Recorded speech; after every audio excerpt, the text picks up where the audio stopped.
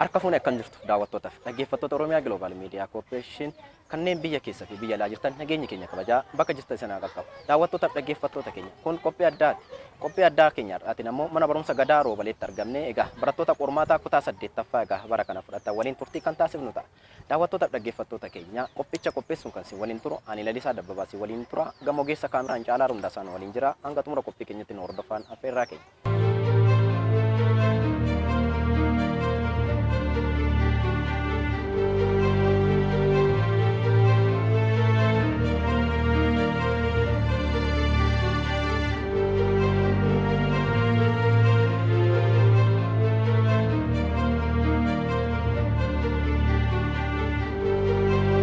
Daawwattootaaf dhaggeeffattoota keenya egaa akkuma jalqaba isiniif kaase egaa qormaata kutaa 8ffaa egaa mana barumsa sadarkaa 1ffaa Gadaa Roobalee egaa magaalaa Adaamaa keessatti kan argamu yoo ta'u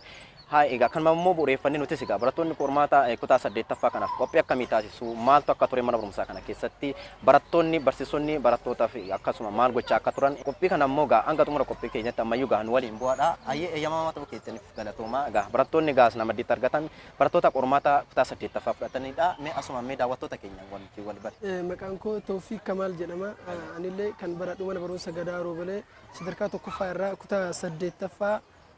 A yookaan Special Gola Toppiteen jedhamu isaanirraa ichi kan baradhu achirraa kan asii argame. Ayyee egaa guddaa galatoomne ulfaadhu mee egaa mana barumsaa egaa Gadaa Roobalee kana keessatti qormaanni kutaa 8ffaa egaa bara kana fudhattaniif akkasumallee baroota darban irraa kan fudhataa turan irraa egaa dhageessu hin agartu qophiin isin mana barumsaa kana keessatti taasisaa jirtan maali gama barataa? Gama barataatiin qophii gara wanni nurraa eegamu qo'achumaa islaayyuu qophii barnoota bara dheengaddaa irratti haala kufaatii barataallee arguudhaan sodaa guddaa waan nu keessa jiru qo'annaa guddaa bakka yeroo osoo hin kennin yeroo boqonnaa kennallee itti fayyadamuudhaan qo'annaa guddaa akkaataa qormaata bara dheengaddaa irraa laallee gaafilee achiit irraa bayan irraa laallee modeela fi ministirii duraan jiru irraa laallee qophii guddaa haga dandeenyuun taasisaa fi jirraa waaqni nu gargaaran. Mee mana barumsaa keessan keessatti egaa qormaanni egaa kutaa 8ffaa egaa kanaan durallee kennamaa jira ammallee kennamaa jira ammoo akka barataatti egaa barsiisonni maal isiniif gochaa turan mana barnootaa kana keessatti? Guyyaa sanbataa lamaanii ganama irraa hanga sa'a 6tti gosa barnoota hundaayyuu gosa silaa barnoota qormaatamnu ministirii hundaayyuu irratti qo'annaa nu gaggeessaa turanii barsiisonni baay'een isaanii fixanii irra deebii haga jammaran takkatti nu fixanii jechuudha irra deebii rileeshin godhanii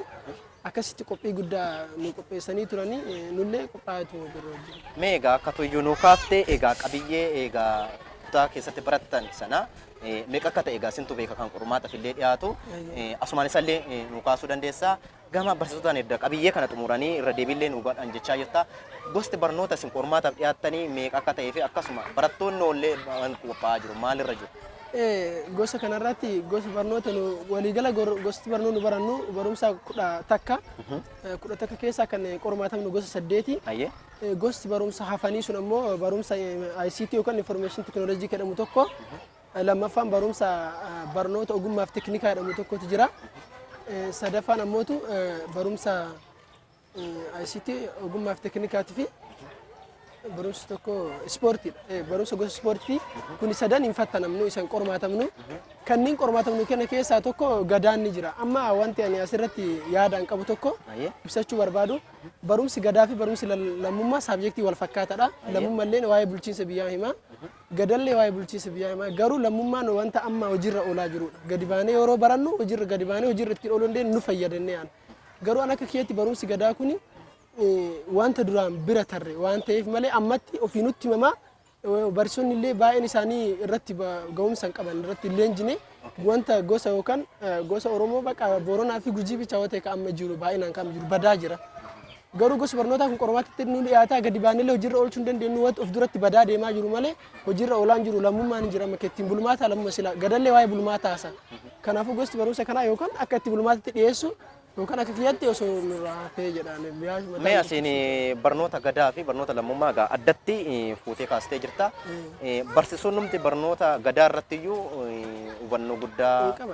beekumsa guddaa akka barumsa kanaatti akka hin qabne naa kaasaa jirta. Kanaan wal qabatee qormaata irratti immoo nuyi sodaa qabna qoramuu irratti barnoota Gadaa irratti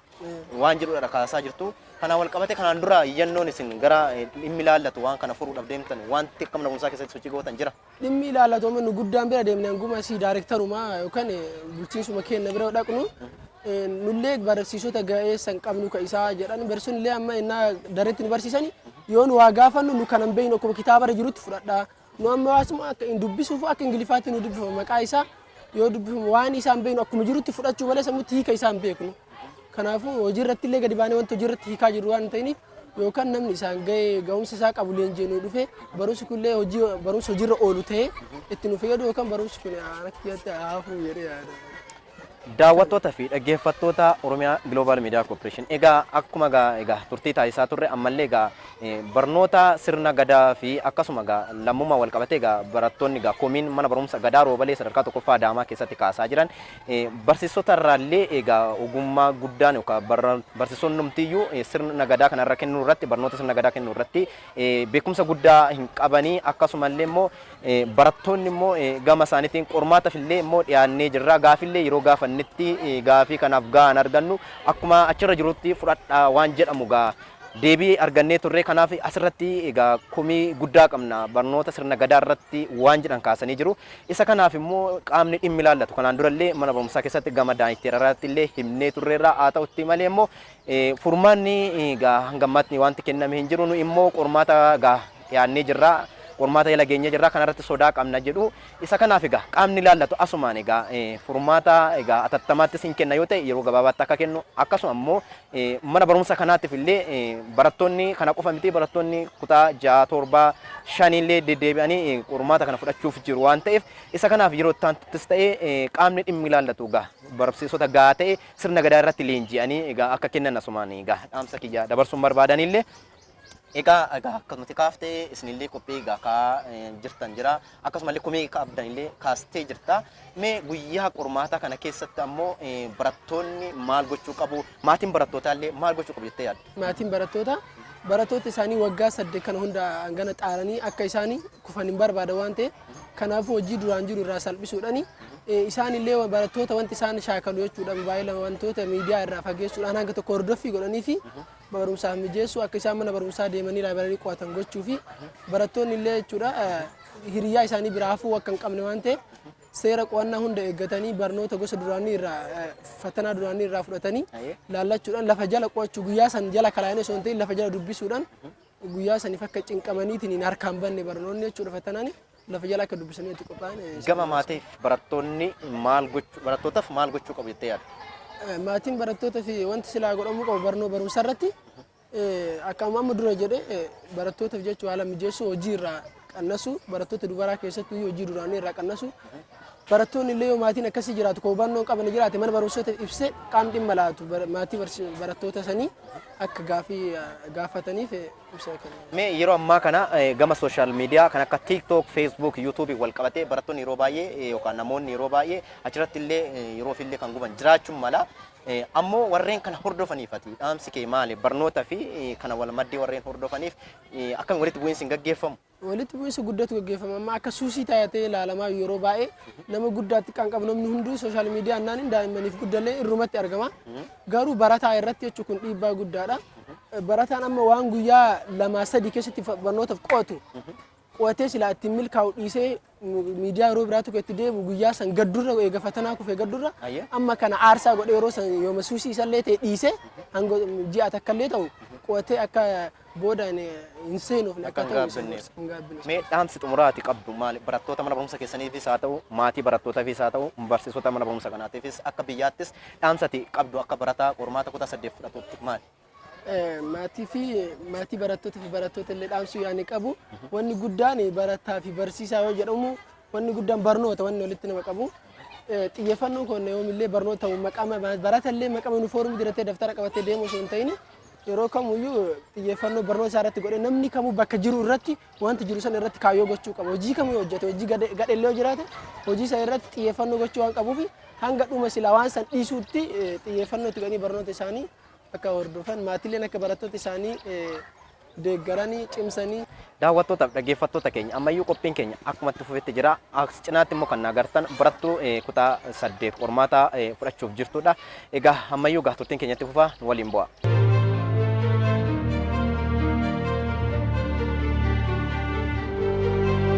daawwattootaaf dhaggeeffattoota keenya egaa ayyee akkuma jalqaba isiniif kaasaa ture egaa barattoota qormaata kutaa 8ffaa bara 2016 fudhatan mana barumsa Gadaa Roobalee sadarkaa tokkoffaa Adaamaatti argamu waliin egaa turtiin keenya akkuma tufetti jira amma immoo egaa barattoonni cinaatti argatan egaa barattuu qormaata kutaa 8ffaa fudhattuuf jirtudha aswaamee maqaa kee daawwattoota wajjin wal bariitii kutaa meeqaffaa akka barattullee qormaataaf illee immoo qophii akka ta'e odeeffadheeraa isa kana mee daawwattoota keenya wajjin wal bari. Isin maqaan kee Barachuu Seenaa Gammachuu jedhama. Kanan baradhu mana barumsaa Gadaa Roobalee sadarkaa tokkoffaa kutaa 8ffaatiin baradha. Akkuma beekamu mana barumsaa hundumarratti barana kan dhiyaatu qormaanni biyyoolessaadha. Akkuma kanaan dura itti fufeetuma jira. Akkanu immoo qormaata kanarratti qophii goonee jirru irratti hundi keenya ammoo sammuu keenya qophaafannee qo'annee barumsi akka sirriitti nu garus barsiisonni keenyas deeggarsa garaagaraa nu godhaa jirani. Isin immoo deeggarsa isaanii qofa eeguu osoo hin ta'in ofii keenya sirriitti itti qo'annee kitaabolee garaagaraa laabireerii seenuudhaan itti qophaa'aa jirra jechuudha. Mee turtii mana barumsa kana keessatti turtanii wal qabatee barattootaa fi barsiisota gidduu kan walitti fidu barnoota mataa namti isaatiyyuu kana keessatti isin immoo bara kana mana barumsa kanarraa gara sadarkaa lammaffaatti ce'uuf jirtu turtii as keessa turtanii waliin wal qabatee barsiisonni hanga har'aatti isin qopheessuudhaaf qormaata biyyaalessaa kanarratti isin fiduudhaaf taasisaa turan maal fakkaata? Akkaan argetti tajaajila irraati kaasee mana barumsaa kana seenee barsiisonnis baay'ee gaariidha. Hariiroonni barattoonni barsiisota waliin qabanis baay'ee kan namatti toludha. Keessattuu barattoota shamarranii irratti barsiisonni xiyyeeffatanii irratti hojjetan. Maaliif barattoonni shamarraniidha tokko hojiin itti baay'ata lamammoo jechuun dhiira irraati garuu barattoonni shamarranii xiqqoo hanqina waan qabaniif dubartoota irratti xiyyeeffatanii deeggarsa isaaniif deeggaraa cimnee baran akka nu cimnee qo'annu ganamaaf galgala hojii keenya irratti qofa osoo xiyyeeffannoo osoo hin ta'in barumsa keenya irratti illee xiyyeeffannee waan biraa kaayyoo biraa osoo hin ta'in kaayyoo isa boruutiif maaliif warri amma aangoo irra jiranis hin deemanii ittaanee aangoo ka qabatu nudha waan ta'eef kanaafuu akka kaayyoo keenya xiyyeeffannee sanaaf xiyyeeffannee galmaan akka gaannuuf barsiisonni hariiroo keenya irratti wal quunnamtee goonee baay'ee sirriitti gorsa garaagaraa nuuf kennaa jiru. Bal'istee nuuf kaaftee egaa waan guddaa nuuf kaaftee kana jechuun barattoota shamarran irratti keessattuyyuu egaa hojiin garaagaraa akka itti baay'atu nuuf kaastee jirta. Mee fakkeenyaaf amma mana keessatti hojiin itti baay'achuu danda'a asirratti illee yeroo argachuu dhiisuun malu maatiin humti illee qabeenya barattoota irratti barattoota shamarranii keessattuyyuu garaagarummaa qabaachuu hin danda'u. Kanaan wal qabatee maatii kanaaf dhaamsa qabdu fakkeenyaaf hojii itti baay'isuun wal qabatee qormaata jala irratti yeroo isaan itti dhiyaatanii wal qabatee kun hojiitti baay'achuun yeroo dhabuu jira yeroo itti dubbisan dhabuutu jira isa kana wal qabatee dhaamsati warra maatii akkas hojiitti baay'isuuf qabu akkasumallee immoo yeroo tokko aadaa sammuu uummata keenya keessa kan jiru maalidha shamarran baratteessa geessillee wanti jedhamu jiraachuun mala kanarratti magaalaa yoo ta'uu baate illee gara baadiyyaatti yoo baane wantoonni akkana hedduu mul'achuu danda'u warra kanaaf dhaamsa maalii qabdati? Dhaamsi akka kennuu barbaadu tokkoffaa maatiidhaaf maatiin beekumsa tokko maatiin hubannoo qabus jira kan hubannoo hin qabne keessattuu warri maatiin kara baadiyyaa jiran hubannoo hin qaban maaliif isaan hin baranne waan ta'eef akkuma isaanii akka ta'an barbaadu manumatti ta'anii heerumanii achumatti akkuma ijoollee dahaniifa ta'an barbaadan kanaaf dhaamsi maatiidhaaf qabu osoo akka kennaa osoo hin rakkatin baratanii isaan galmaan haa ga'anii akka jedhuun barbaadu maaliif yoo rakkoo isaanii isaan ni beeku rakkoo osoo hin baratin darbanii manatti ta'an hin beekan waan ta'eef isaan daa'imman isaanii ammoo rakkoo sanarra akka hin geenyeef osoo gorsa garaagaraa kennaniifi ammoo mootummaadhaafis yookaan ammoo dhaabbattolee garaagaraatiif ammoo warra hubannoo hin qabneef deemanii hubannoo akka kennaniif maaliif isaan sammuu isaanii keessatti tokko kooppii ka godhame maxxanfamee ka jiru bakka hin baratanii akkuma nu hin barannes waan ta'eef nus beekuus hin qabnu isaanis akkasumatti heerumanii haa ta'ani ka jedhudha tokkotu maatii tokko biratti kara baadiyyaatti yeroo baay'ee jechuudha. Kanaafuu sanniin akka sammuu isaan keessaati wanti kun akka badu hubannoo gama mootummaas ta'e miti mootummaan irratti hojjechuu qabu. Irratti hojjechuu qabu jechuudha kanan jedha. Barattoonni ammoo shamarranii kanan isin jechuu barbaadu kaayyoo keessaniif xiyyeeffattanii akkuma anumamma kaayyoo anan qabuuf xiyyeeffadhee barumsa koo irratti baradha. Kanaafuu rakkoo tokko garaagaraa osoo hin ilaalin gara bitaatti yoo ilaalte kufuu dandeessa mirgas ilaalte kufuu dandeessa waan ta'eef fuuldura keenyatti xiyyeeffannee qormaanni yoo qormaata garaagaraa irratti akka hin kufnee fi deeggarsoota garaagaraa irratti illee ammoo barsiisonni yeroo nu godhan sammuu keenya itti xiyyeeffannee ilaallee qorumsa akka dubbisnu kitaabolee garaagaraas fudhannee akka dubbisnu isin jedha keessattuu yeroo hojii hojjettan ammoo sa'aatii keessan qusachuudhaan ammoo yoo hojiin guyyaa irraa gara galgalaatti isinitti yoo baay'atu ta'e ammoo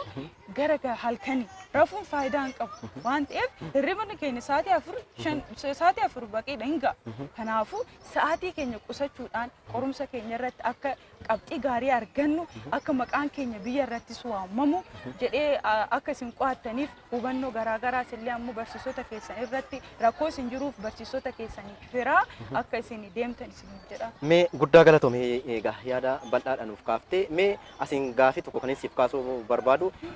barattoonni egaa akkuma barnoota isaanii hordofaa jiranis egaa hordofaa jirus haa ta'uti ammoo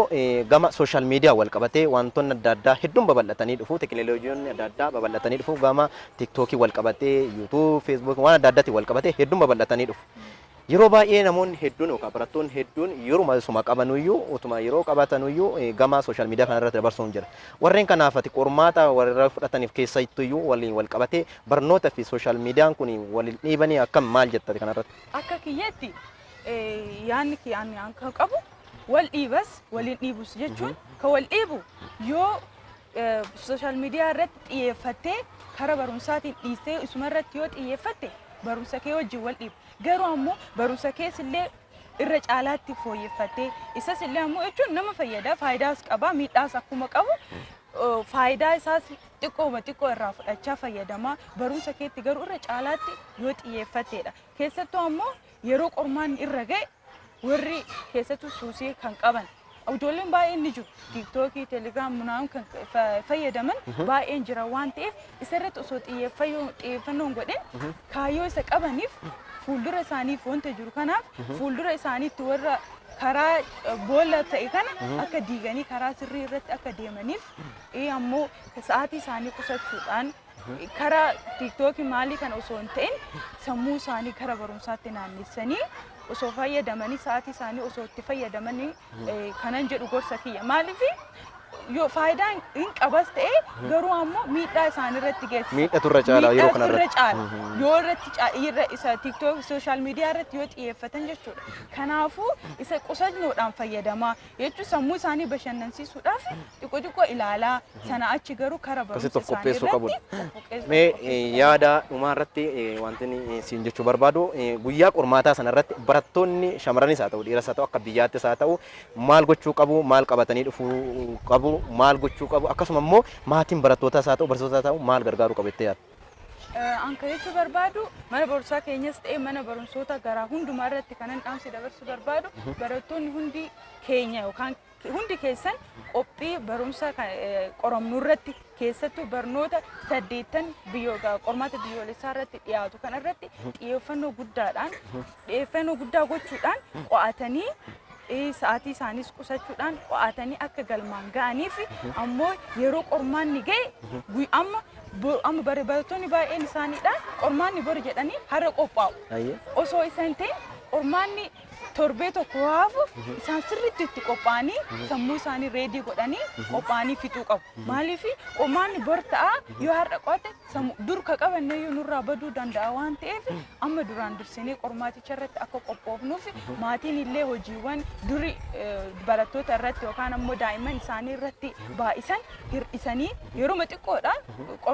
qormaatichis illee guyyaa 3 yoo qoramnee darbinedha. Kanaafuu garuu ammoo guyyaa isaa osoo ilaaluu hin ta'in qormaaticha akkam ulfaata akka ta'e ilaaluu qaban waan ta'eef maatiidhaafis illee hojii dur nurratti baay'isan yookaan ammoo ijoollee shamarranii irrattis dhiirota irrattis baay'isan isaaniif hir'isanii guyyaa kennanii fi akka barattoonnis qo'atan isaaniif ergaa dabarsan. Ayyee yaada nuuf kenniteef guddaa galatoom ulfaadhu. Egaa daawwattoota fi dhaggeeffattoota Oromiyaa Global Media Corporation egaa qormaata kutaa 8ffaa kan biyyoolessaa bara 2016 sababeeffachuudhaan egaa turtiin egaa barattoota mana barumsa sadarkaa tokkoffaa Gadaa Roobalee wajjin taasifnee kan hangammaatti turedha. Egaa qophii egaa birootiin immoo hanga walitti deebinutti nagaatti nuuf tura.